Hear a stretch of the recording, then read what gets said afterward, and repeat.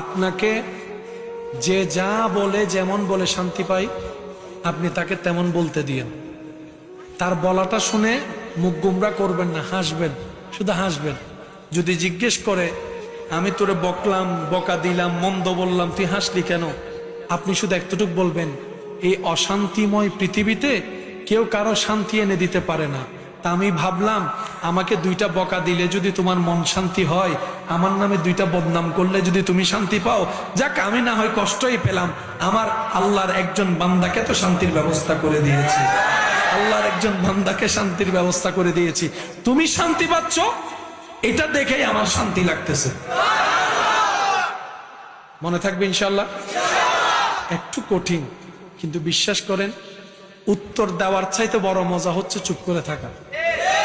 প্রতিশোধ নেওয়ার চাইতে বড় মজা হচ্ছে ক্ষমা করে দেওয়া। একবার করে দেখেন, শয়তান করতে দিবে না, এটা সত্য। কারণ এগুলা করলে তো আপনি রহমত পাবেন। শয়তান তো এটা চায় না। শয়তান চায় কি জানেন? কেউ একটা বললে আর বান্দারত কি হম আছে না 3 লোক। আচ্ছা, ঝগড়া করে এ পর্যন্ত কোনো সমাধান হইতে দেখছেন? আমি দেখি নাই, আপনারা দেখলে বলেন। মারামারি হয়ে কোনো সমাধান? নীরবতার মধ্যে যে উত্তর লুকাই আছে। বান্দা যখন উত্তর দেয়, আল্লাহ তখন সেটা উত্তর দেয় না। আর বান্দা যখন রবের হুকুমের অপেক্ষা করে ধৈর্য ধরে চুপ করে থাকে, আল্লাহ সময় মতো ফেরেশতা দিয়ে উত্তর দিয়ে দেয়।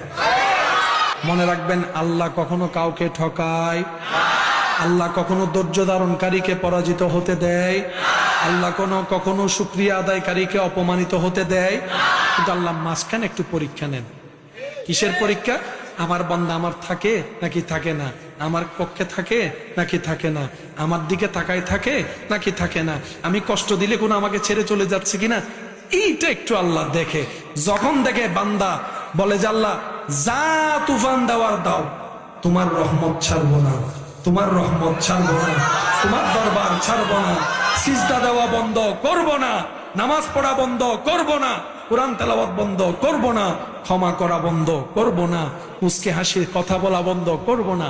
যেদিন আপনার এই করাটা রবের কাছে পছন্দ হয়ে যাবে, এমন দেওয়া দিবেন আপনি, আপনার ছেলে মেয়ে, আপনার নাতি নাতনি, 14 খানদান রাখার জায়গা পাবেন না।